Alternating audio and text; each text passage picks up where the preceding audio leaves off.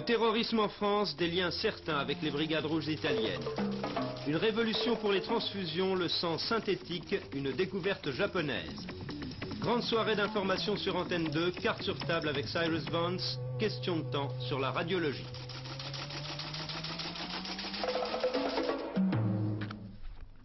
Madame, Monsieur, bonsoir.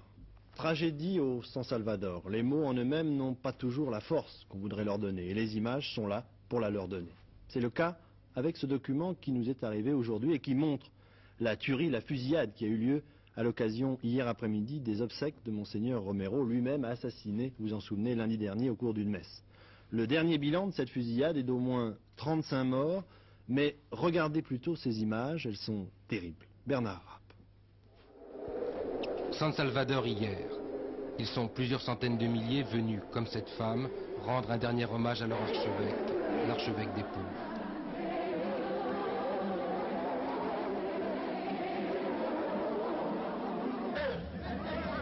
Dès les premières heures de la matinée, des cortèges se sont mis en marche pour rallier la cathédrale où doivent se dérouler les obsèques de Monseigneur Romero. Et la cérémonie vient tout juste de commencer lorsqu'une bombe explose à quelques pas de la cathédrale. Des francs-tireurs dissimulés dans les bâtiments alentours ouvrent alors le feu sur la foule qui se presse sur le parvis. C'est la panique.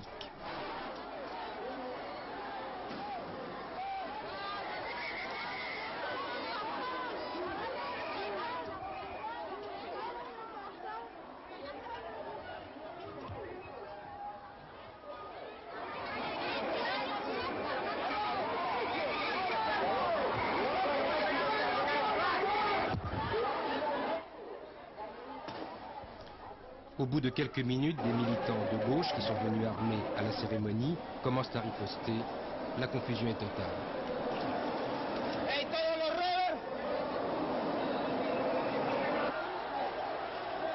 À l'intérieur de la cathédrale, plusieurs milliers de personnes, parmi lesquelles de nombreux blessés ont trouvé refuge.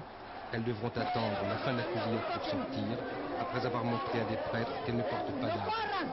Dehors, c'est la consternation. La tuerie a fait au moins 35 morts et plus de 200 blessés, en majorité des femmes. Cette journée, qui devait être placée sous le signe du recueillement, marque en fait un nouveau pas du pays vers la guerre civile.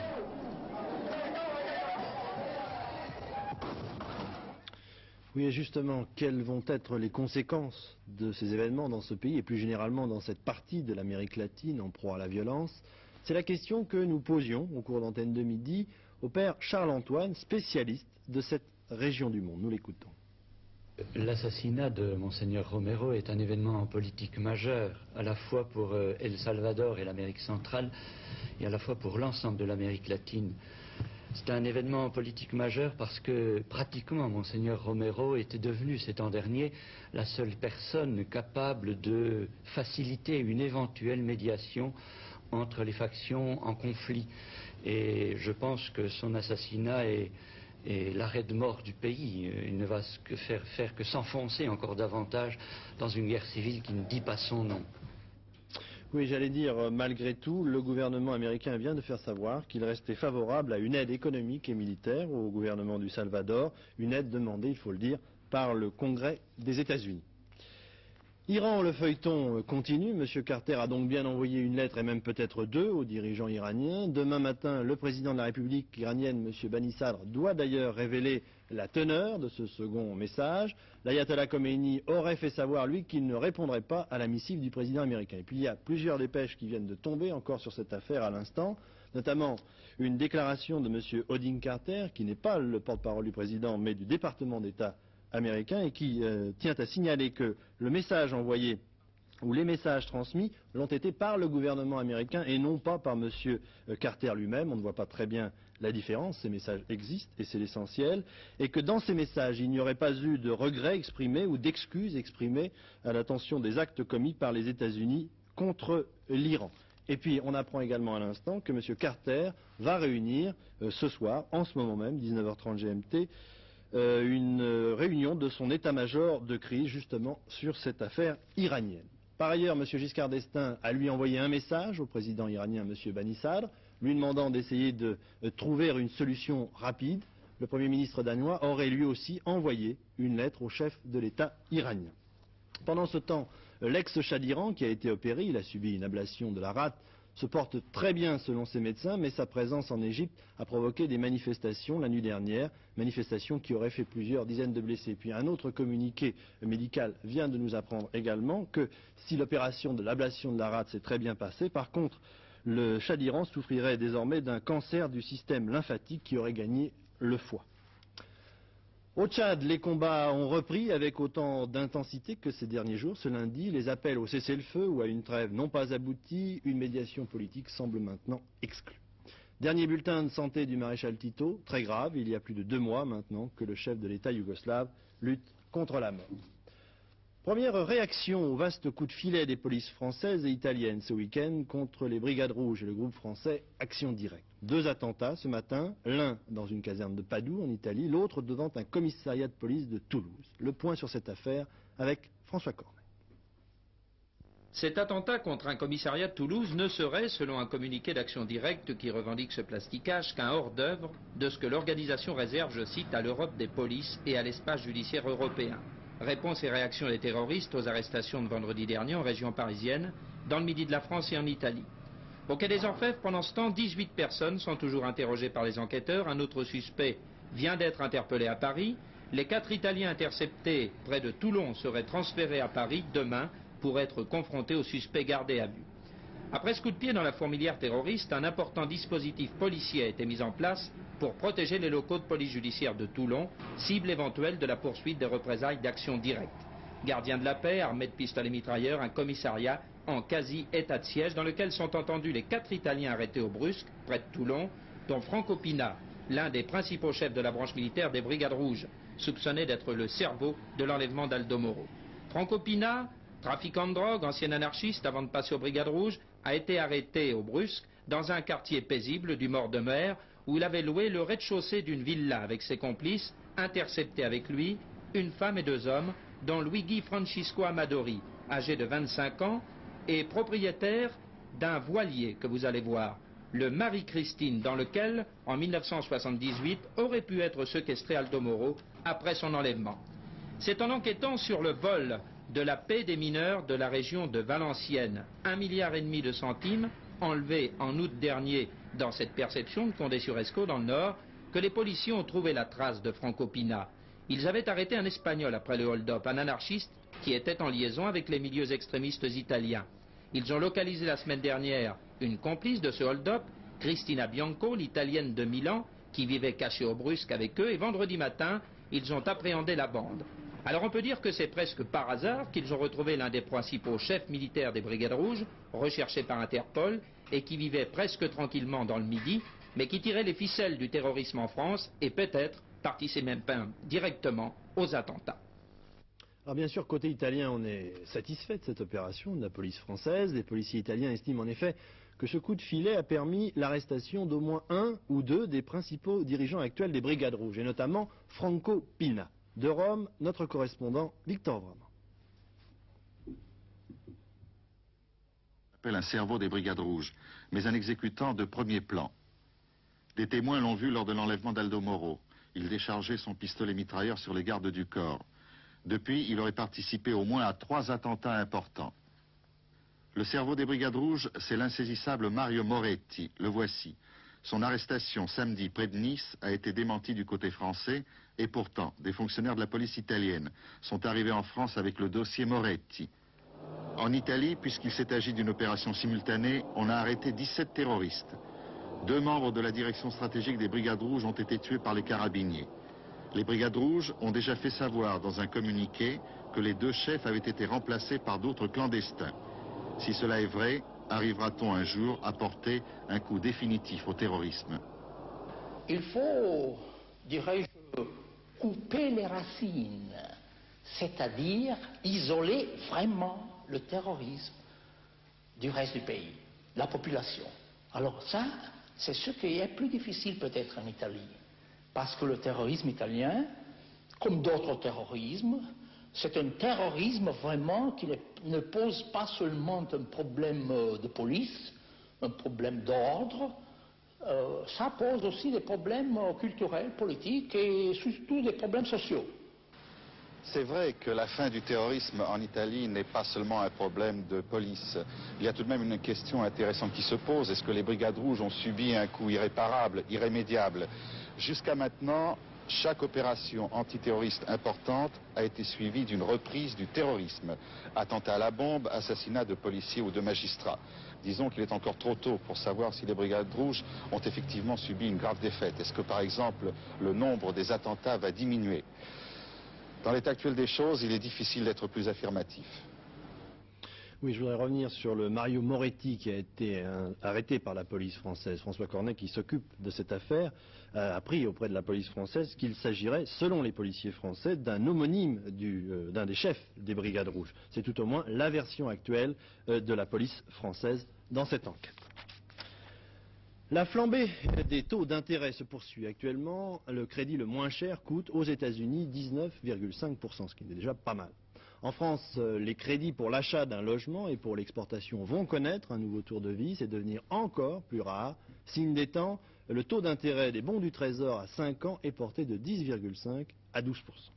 Alors Philippe Sassé, y a-t-il un rapport entre cette information et la dégringolade de l'argent en métal à laquelle on assiste depuis la fin de la semaine dernière environ? Oui, en partie vous avez raison, puisque aux États-Unis on peut spéculer à terme, c'est-à-dire spéculer à crédit, et cette très forte hausse des taux d'intérêt a obligé un grand nombre de spéculateurs à revendre ce qu'ils avaient acheté parce qu'ils ne peuvent plus tenir, si vous voulez, avec un crédit qui vaut aussi cher. Alors l'argent, effectivement, s'est effondré. L'an passé, il faut dire que l'argent avait connu une flambée absolument extraordinaire. Il avait gagné 500%. À la fin du mois de janvier, au début du mois de février, l'once d'argent, c'est-à-dire un petit peu plus de 30 grammes, valait environ 200 francs français. Jeudi dernier, eh bien, cette once d'argent, ces 30 grammes, sont tombés à l'ordre de 50 francs. Donc, mais alors, dans cette affaire, on ne va pas les peindre, mais il y a des spéculateurs qui ont beaucoup perdu.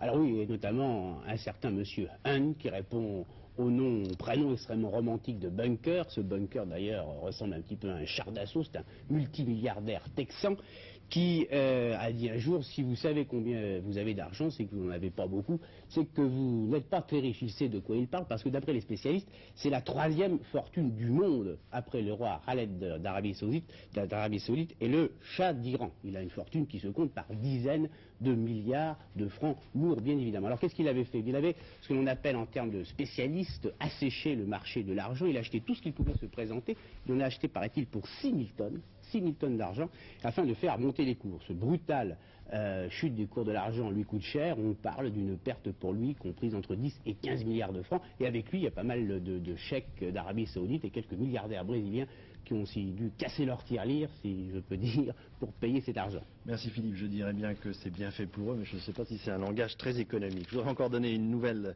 sous votre contrôle. Le compte-rendu annuel de la Banque de France a été remis aujourd'hui au président de la République française. Ce compte-rendu estime que l'économie française a fait preuve de vigueur en 79, l'année dernière, donc dans un environnement pourtant difficile. C'est ce qu'indique donc le compte-rendu annuel de la Banque de France qui a été remis aujourd'hui au président de la République. Économie encore. En plein débat agricole européen, les agriculteurs français ont continué de manifester aujourd'hui, notamment dans le sud-ouest, pour protester contre la diminution de leurs revenus.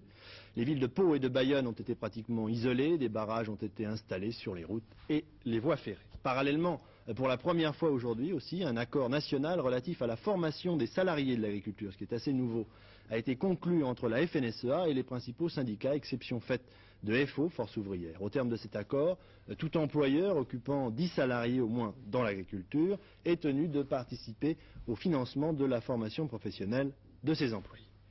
Revenons maintenant, si vous le voulez bien, à la politique étrangère, avec l'émission Carte sur table, je peux dire exceptionnelle de ce soir. Tout de suite après ce journal, Jean-Pierre Elkabbach et Alain Duhamel reçoivent M. Cyrus Vance, secrétaire d'État américain aux affaires étrangères, l'un des hommes qui font la politique internationale. Parmi les thèmes abordés, bien sûr, l'Iran, l'Afghanistan, et on en parle beaucoup aujourd'hui, tous les grands sujets actuels, mais aussi l'éventuelle riposte nucléaire que peuvent entraîner ces conflits. Et justement, depuis quelques semaines, les données stratégiques d'un éventuel conflit nucléaire sont en train de changer. Certains types d'armements, de missiles pourraient devenir complètement inutiles, remplacés par des nouveautés, si je puis dire, que nous présente Georges Leclerc. Voici le principe du missile X ou MX, projet américain de futur missile stratégique. Le chargement dans les pas de tir se fera horizontalement avec des camions spéciaux qui se promèneront constamment d'un pas de tir à un autre. Et jamais l'ennemi ne saura si un pas de tir contient ou non le missile. Il est prévu 4600 pas de tir pour seulement 200 missiles, 200, quantité fixée par les accords de limitation des armes stratégiques dits accords SALT. Donc l'ennemi qui voudrait anéantir d'un seul coup la force de frappe adverse serait obligé de placer 4600 coups au but. Ce n'est pas possible compte tenu du nombre de bombes atomiques stratégiques autorisées par les mêmes SALT. Mais ce projet, qui rencontre l'hostilité des populations locales, coûte très cher.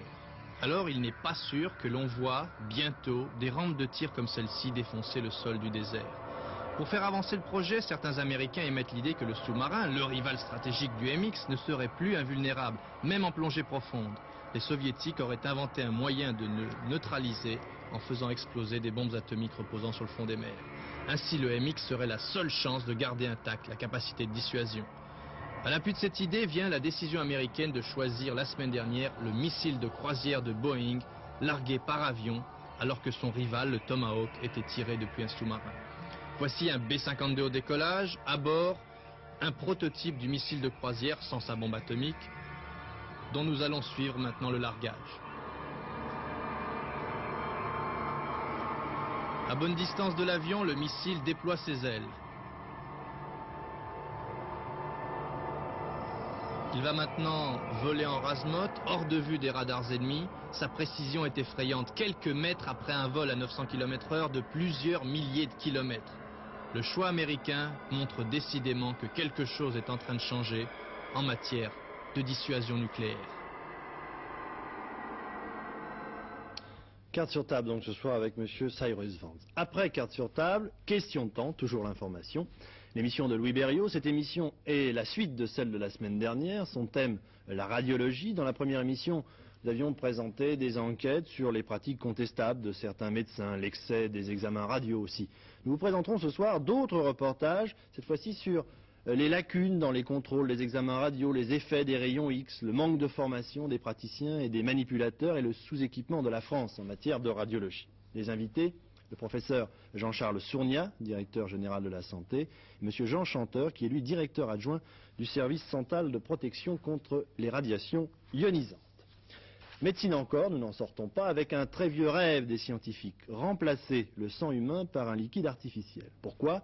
D'abord parce que les opérations de la chirurgie moderne réclament de plus en plus de sang, et puis aussi parce que certaines religions, vous le savez sûrement, comme les témoins de Jéhovah par exemple, vont jusqu'à interdire toute transfusion de sang d'une personne vers une autre. Eh bien, les médecins américains commencent à utiliser un produit de remplacement découvert par des chercheurs japonais, son nom, le fluosol. Une enquête de Claude Guénière, notre correspondant à Los Angeles. Il est sud-américain et vit à Los Angeles. Témoin de Jéhovah, sa foi lui interdit les transfusions sanguines. Il y a quelques jours, il a reçu du sang artificiel, sans lequel il serait mort. Et devant nous, le chirurgien va demander à son patient, comme il l'a fait avant l'opération, s'il a bien compris que nul ne sait encore quels peuvent être les effets à long terme sur son organisme de l'injection de ce produit nouveau, expérimental. Oui, j'ai bien compris. On m'a dit qu'il y avait du sang artificiel et qu'on allait m'en donner. Et il est prêt à accepter toutes les conséquences pour le cas où il y aurait des problèmes dans le futur.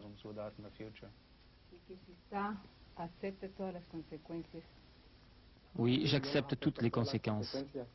La pureté biologique du fluosol, c'est le nom du produit, est testée sur des lapins. S'il contient des bactéries, dans les 4 heures, les lapins auront la fièvre. C'est un laboratoire américain qui conduit les contrôles, mais le produit est fabriqué au Japon, où son inventeur l'a testé sur lui-même et son équipe avant de l'essayer sur des patients. À ce jour, 150 Japonais ont reçu jusqu'à 1 litre de ce sang sans présenter d'allergie ni d'effets secondaires. Le produit est progressivement éliminé par les poumons et la peau et disparaît après environ 2 mois. Mais précisément, il est possible qu'une partie du produit se fixe dans des organes, le foie par exemple, et provoque à long terme des troubles plus ou moins graves. L'expérimentation sur les animaux ne permet pas de se faire une opinion définitive. Les tests accélérés sur l'homme ne sont pas possibles. 4 patients seulement aux États-Unis, le premier en novembre, ont reçu du fluozole. À chaque fois, il a fallu aux chirurgiens demander l'autorisation du conseil médical à Washington et le produit ne sera pas commercialisé avant plusieurs années. C'est un produit expérimental et c'est seulement la 4e fois qu'il est utilisé dans ce pays. C'est seulement pour les gens qui n'accepteraient pas une transfusion sanguine, la plupart étant des témoins de Jéhovah qui autrement mourraient. Qu'est-ce que c'est exactement un véhicule? Exactement, c'est un transporteur d'oxygène. Il augmente le volume du sang et il transporte l'oxygène. Mais il n'a pas de globules blancs, ni la possibilité de se coaguler, et il n'entre pas dans le mécanisme de défense du corps. Il n'a pas d'autre propriété que celle de transporter l'oxygène et d'augmenter le volume du sang. Vous croyez en ce produit? Je n'y croirais vraiment que dans 5 ou 6 ans, après plusieurs expériences, quand nous aurons examiné les résultats. Mais ce produit est un excellent substitut au sang. S'il n'engendre pas d'effet à long terme, s'il n'est pas à l'origine de cancer ou autres difficultés d'ici 5 à 6 ans.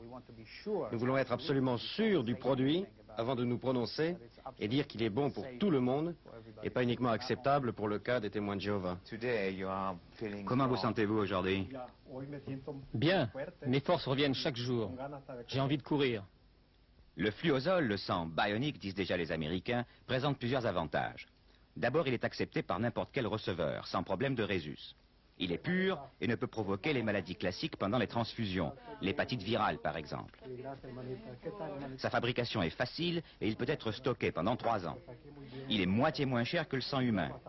Il peut être utilisé pendant une catastrophe, une guerre, dans les pays du tiers-monde où la collecte du sang n'est pas encore une institution, ou en cas d'urgence et dans le traitement de certains cancers. Mais il provoque des réserves, de la part de la Croix-Rouge, qui craint un changement d'attitude des donneurs, et de la part du public, en particulier des Français, pour qui le sang est chargé de valeurs mystiques. Les témoins de Jéhovah, pour l'instant, servent de cobayes.